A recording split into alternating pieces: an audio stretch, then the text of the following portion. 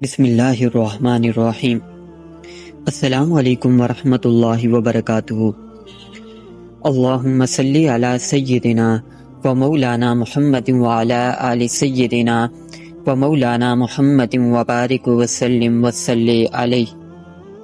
سامعین و ناظرین، آپ سن رہے ہیں پاک مسلم وائس۔ آج کا ہمارا موضوع ہے دریائے نیل، کہ کیسے جب دریائے نیل خشک ہوا تو حضرت عمر فاروق رضی اللہ عنہ کے ایک رکے کی وجہ سے دوبارہ جاری ہوا۔ اگر آپ ہمارے چینل پر نئے ہیں، مزید اسلامی واقعات سننے کے لیے ہمارے چینل کو سبسکرائب کر لیں اور پورا واقعہ سننے کے لیے ویڈیو کے اینڈ تک ہمارے ساتھ جڑے رہیں۔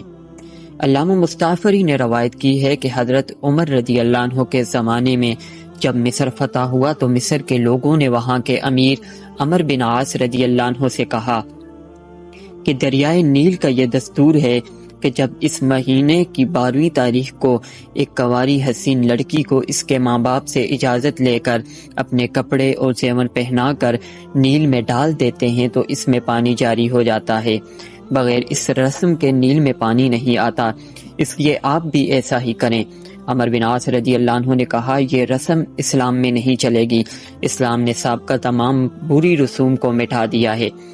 چنانچہ 3 مہینہ تک دریائے نیل خشک رہا، اور چونکہ مصر کی کھیتی کا دار و مدار نیل کے پانی پر ہی تھا، اس لیے تمام آبادی نے پریشان ہو کر مجبوراً شہر چھوڑنے کا ارادہ کر لیا۔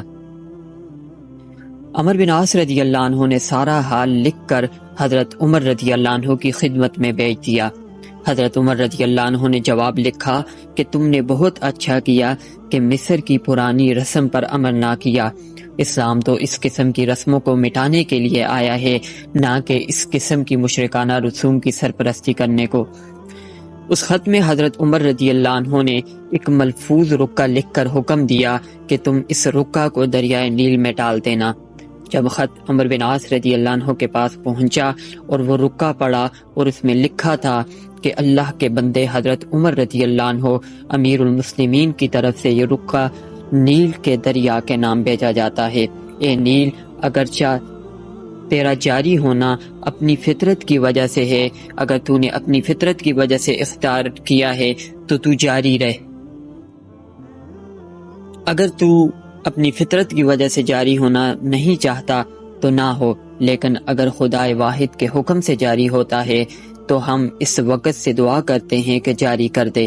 عمرو بن عاص رضی اللہ عنہ نے رکا کو نیل میں ڈال دیا۔ اس رات نیل کا پانی جاری ہو گیا، 16 ہاتھ پانی کا ایک رات میں بڑھ گیا۔